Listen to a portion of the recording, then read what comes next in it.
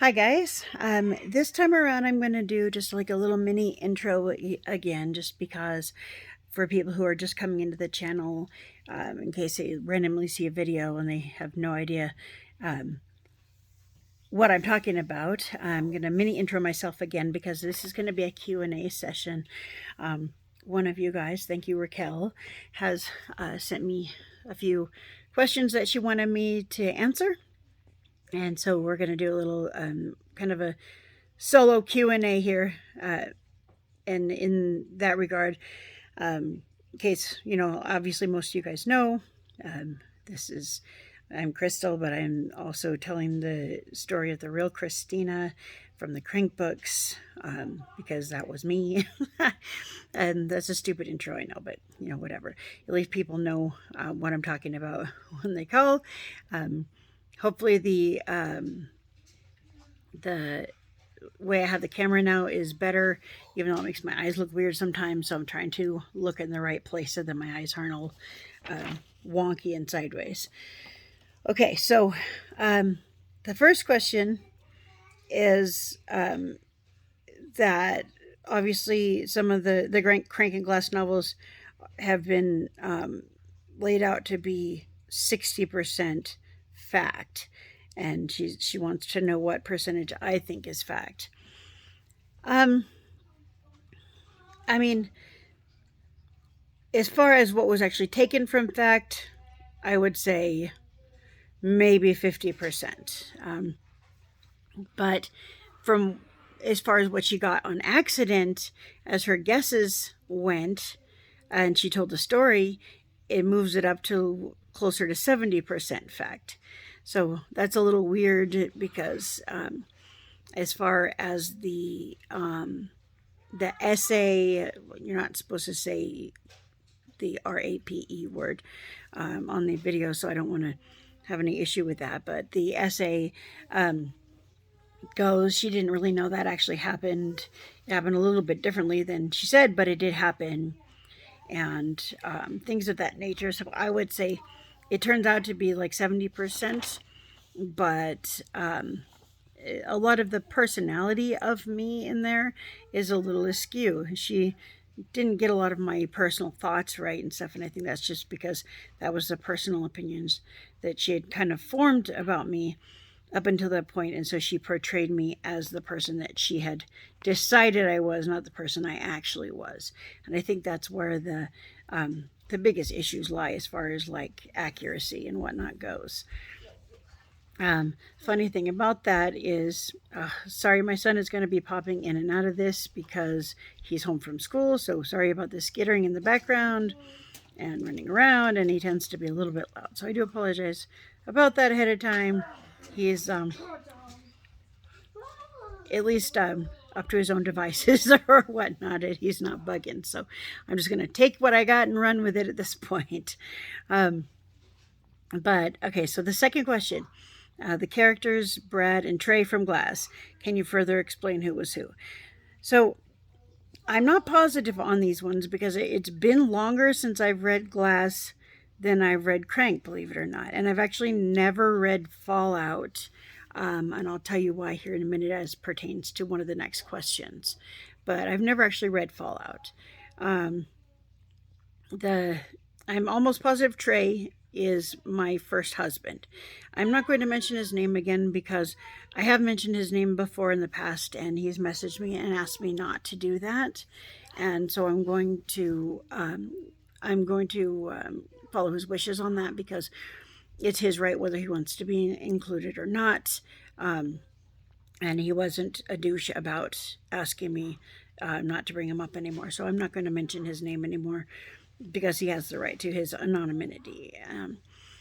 But as far as Brad goes, I'm pretty sure that his character itself was based on someone that I briefly dated named Grant. As far as it goes, but I think that maybe he is mixed between Grant and one other person, but again, someone that I don't really want to bring up on here just because, again, it's not the right thing to do. But I think that basically Brad is probably two people kind of mixed together, but his description sounds like Grant. Number 3. Considering most of the Fallout novel was fiction, since it was written in the future, what do I think of it? So, okay, so again, here is my opinion on Fallout. I never read Fallout because it basically paints this kind of bleak future. And given that it was written by my mother, it gave me a kind of a weird sense of zero faith in me, my recovery, my chances at being better, my kids' chances at having a better life. And so the whole thing didn't really sit right with me from day one. I do understand, however, that the book was written to illustrate a little bit more clearly what can happen if you don't ever come back, if you don't ever recover, if you don't care enough to get your life together. And I think that was the point of it. But again, at the same time, it gives me a really kind of eerie sense of zero faith in me and my abilities and my future. And so I never actually read it because I just couldn't bring myself to do it. And I know that's probably stupid because that one is like 100% fiction, but maybe because it was hurtful and it was difficult for me to even come to terms with it. So I ended up not doing that. Number 4. Did anyone depicted in the books read the books? And if so, what did they think? Ironically enough, or actually, I guess, eerily enough, or more funny enough, as far as I know, no one that is in the books has actually read the books except for me. That it's just kind of funny because there's a lot of people who were featured main characters in the books, and those the people that I have spoken to along the way, as far as I know, have not read the books. They know about the books. They even know their characters in the books. I think that maybe they want to let their pasts rest as well, and maybe they didn't read them because they didn't want to hear what was said about them or see what the opinions were of them, because that can turn into something, anger and resentment and stuff later on. And I think maybe that's the main reason. Not sure. And there may be a person or two that has read the books that is vaguely mentioned in them, but not that I'm aware of. And so I guess I could ask some of the people that I still speak to, but as far as I know, most of them have not actually read them. One second. Sorry, I'm feeling a little icky today. Okay, anyways.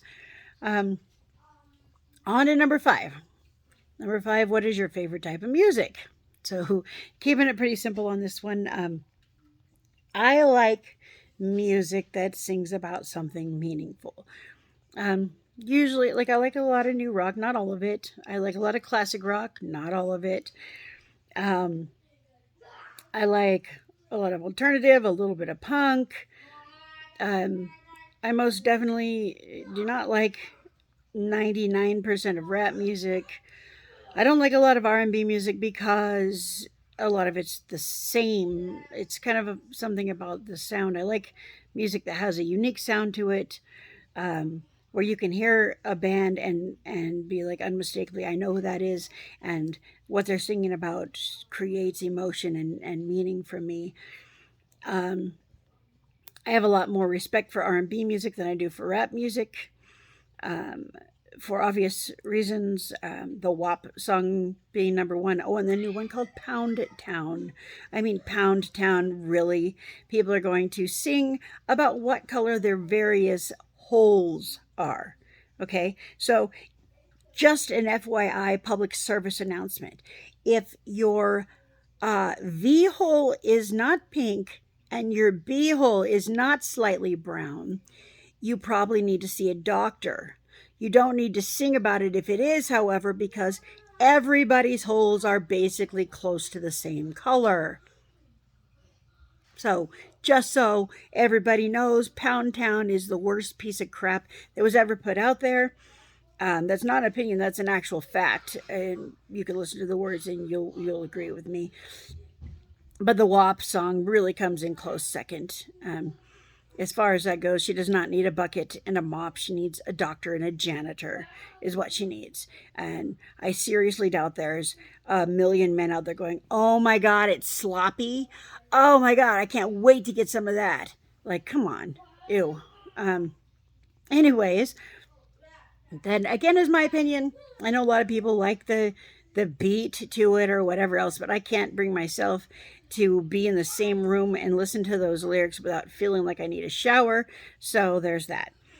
And this is coming from someone who liberally cusses, who says the C word more than a lot of the cuss words. Again, I'm not by any means a milksop or straight edge or whatever, but come on, just come on. Like it's just a money grab when a money grab is. Oh, look, you can see my dog's ear just kind of bouncing behind my arm, so that's interesting. That's my dog's ear. It's nothing weird. See? Okay. Okay. Question number 6. What is the coolest concert you've ever been to? Believe it or not, I've been to a lot of concerts. My parents growing up, my stepdad actually worked for the radio station for years and then the news station, and so they got a lot of free tickets. I've seen Heart, Steve Miller Band lots of times, Damn Yankees, ZZ Top, a lot of those classic bands. The best ones, there were only 2 tickets to, so we didn't get to see like Paul McCartney and the Eagles and those ones. However, the absolute coolest, best concert I've ever been to was Pink Floyd. It was their last tour, right after the Division Bell came out. Didn't have Roger Waters, but still just amazing. It was hours of just awesomeness. It was at the Oakland Coliseum, which is an outdoor arena, but it had a giant mirrored disco ball that raised up out of the center and spun around and then split open, and a laser light show played out of it. And we were 7th row center on the floor. They actually put like fold out seats in rows on the actual grass of the Coliseum. And we were 7th row center on the floor, and it was awesome. Awesome. That was my junior year in high school, but I will never ever forget it. Again, I've been to a lot of different concerts. I just went to see Primus, which was actually really good. Very, very true to the albums and whatnot. So there's a lot of good ones out there.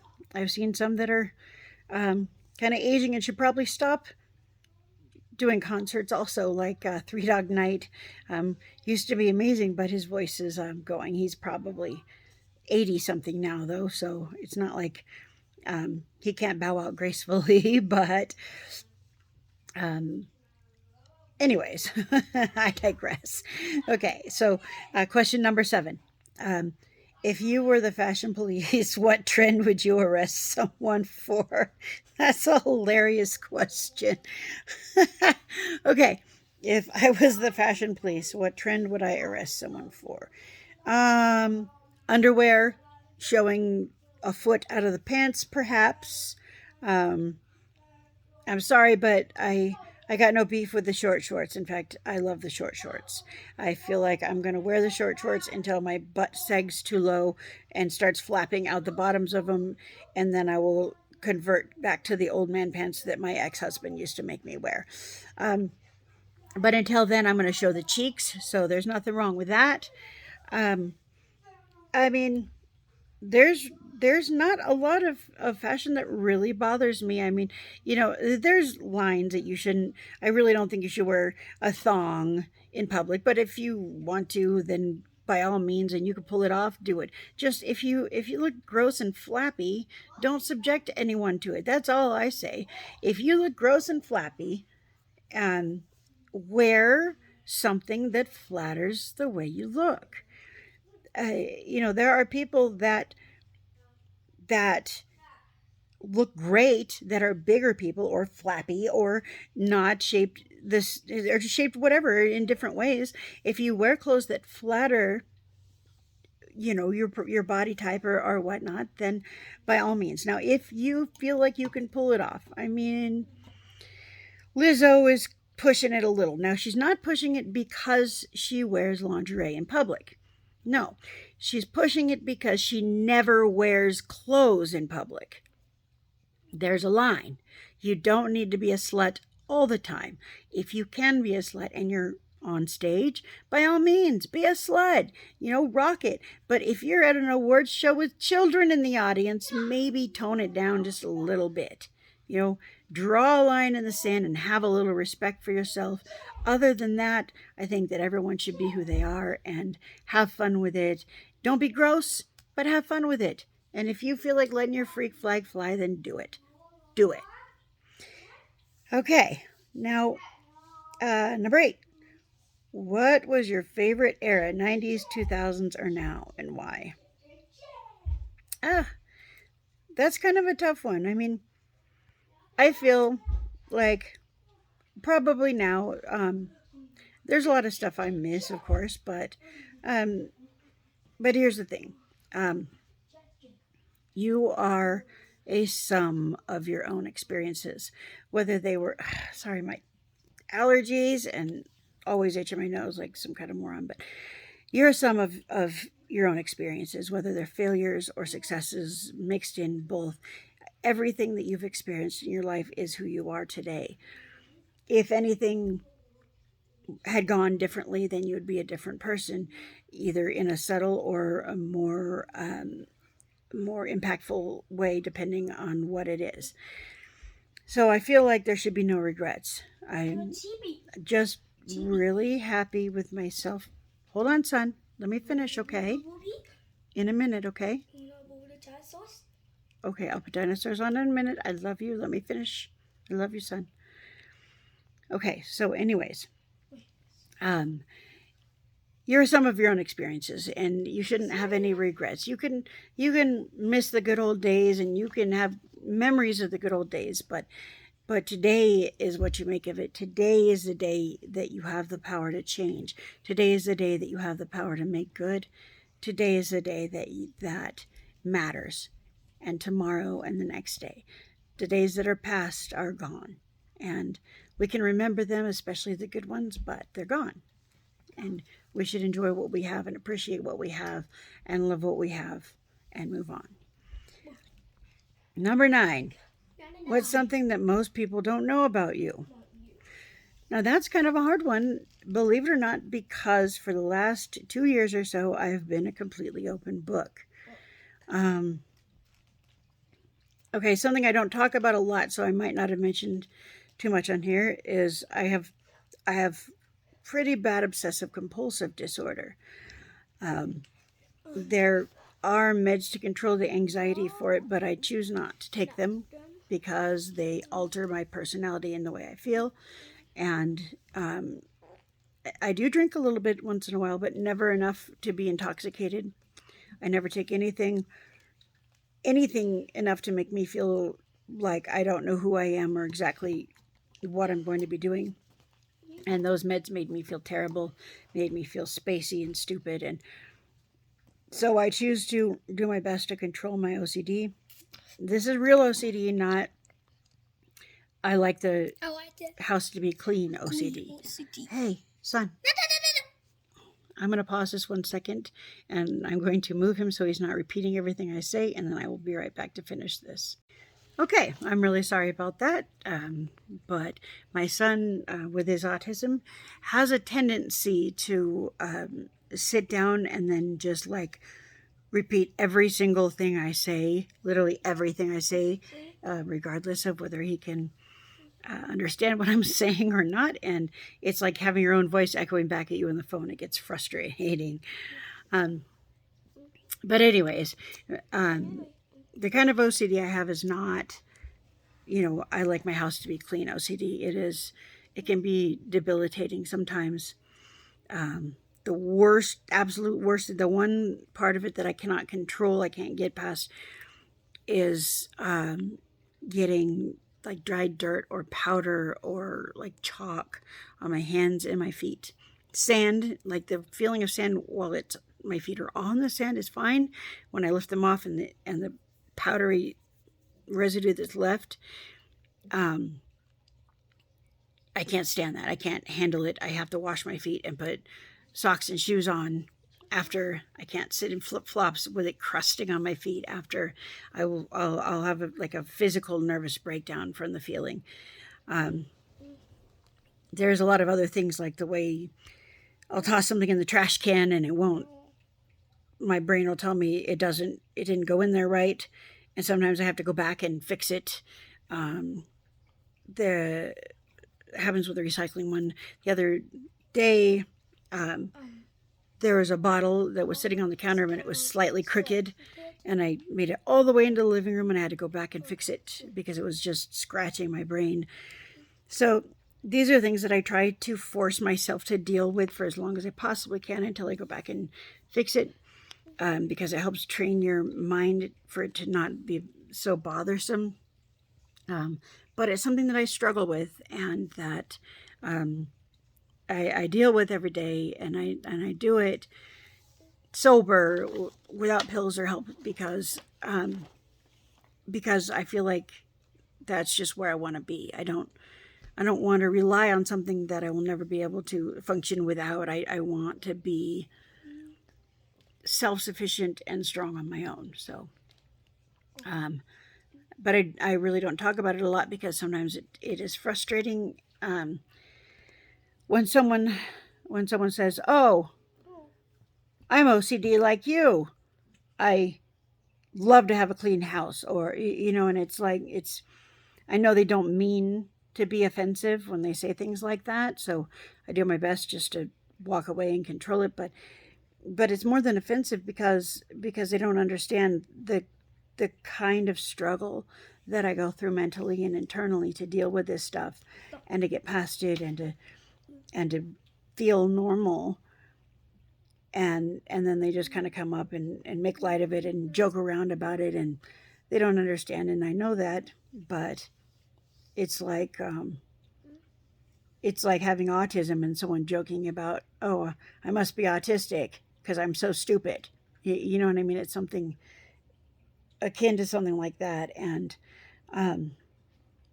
it gets offensive. But again, I know they don't mean harmful things. They mean well. They're just trying to have a little fun. So I do my best just to brush it off and get past it. And I feel like people are getting so offended these days, and honestly, the only time you should ever really be offended by someone is when they mean to be offensive.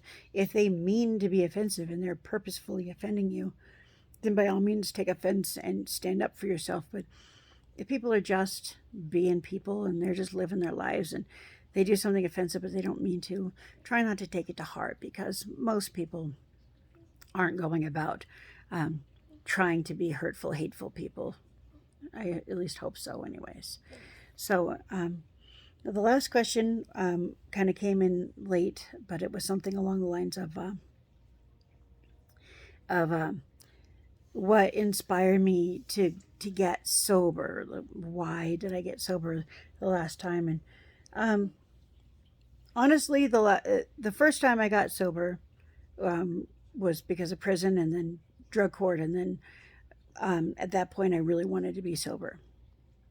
The first relapse along the way was a secret relapse, and I got sober because I split up with my boy's dad, and I didn't want to. He had threatened to call CPS on me if I didn't let him have the kids, and I didn't want there to be any sort of doubt. So I decided to get sober just in case on that one, and then I stayed there for another handful of years, and then the last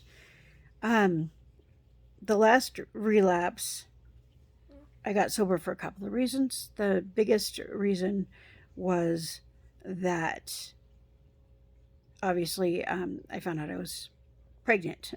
So I got sober because I found out I was pregnant and I wasn't going to be a terrible drug addict mom. However, I did struggle a lot. I struggled a lot with that for that little bit of time just because I was not mentally okay with being sober before I went to jail. I was struggling with it. I was fighting and it was hard. But then I went to jail and it got easier. And then I stayed sober because my son was in foster care and I wasn't going to lose him to the system. And I stayed sober and I managed to get him back in less than 6 months, case closed. And I wanted to be a better person from now on out. I was at that point just done with it. Absolutely done with losing everything and having that sense of loss and fear that something was going to go wrong or I was going to lose another child or all these things. I had a lot of different reasons each time I got sober, I guess. But for the most part, I always knew what was right and what was wrong.